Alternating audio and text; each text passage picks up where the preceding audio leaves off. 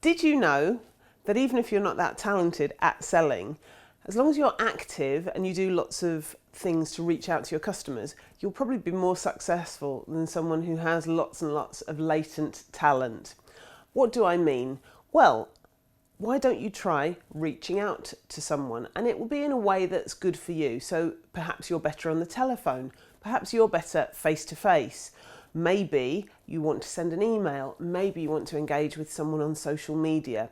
It doesn't matter, but reach out to your potential customers. Now here's a thought. If you do 1 hour a day, that's all, just 1 hour of the way that suits you the best, that means in a week you'll be spending 5 hours actively prospecting to potential customers.